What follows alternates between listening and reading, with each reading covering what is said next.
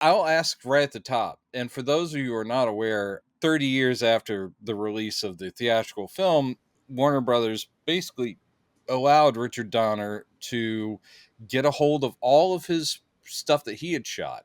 And they did a separate cut, which is as close as he could get to this is what I would have done. Yeah. And yes, I'm including some of the stuff that Lester shot, but it was going to be in mine anyway, at least. So it's not totally jarring, but it is a different beginning, ending. Some of the plot is different. There are a lot of different scenes, including the reveal of the identity.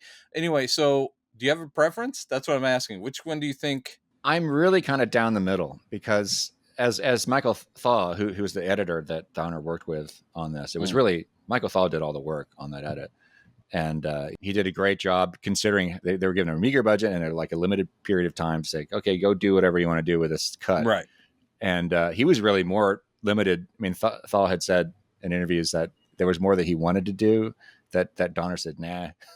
he kept begging Donner and Mankiewicz to come up with a new ending. There was even a stand-in actor for Lois for that last shot where she's typed. That's a Margot Kidder lookalike. It's not Margot. Gotcha. So he may have had other scenes that he was hoping that he could shoot if they would just write him something. Just give me something to do, and we'll do a different ending.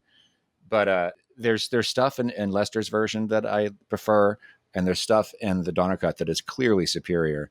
That it makes me wonder why Lester even took it out, or there's some scenes that he trimmed down really tightly so he could fit in his stupid like they have a wide selection. Oh yeah, that's and the guy losing his toupee and the wig.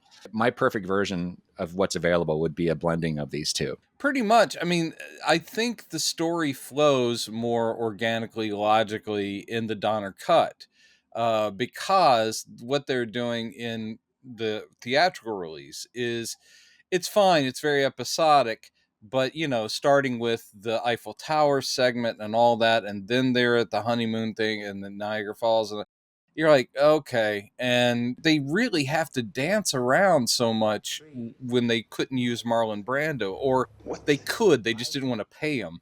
Yeah. So they have to do so much dancing around stuff that they make up a bunch of nonsense that in the Donner cut, it's not necessary. It does move more logically, and you don't have to have his mom show up and that be the thing. And the flying backwards in time thing ends up in the Donner cut again as an out. It works, except for it does make the tag of him going back to Alaska to beat the guy up. It makes no sense whatsoever. Yeah, well, that's a remnant of them. Clearly, that was not, the ending was going to be different. They weren't going to turn back time again. It had Donner and Mankiewicz been able to go back.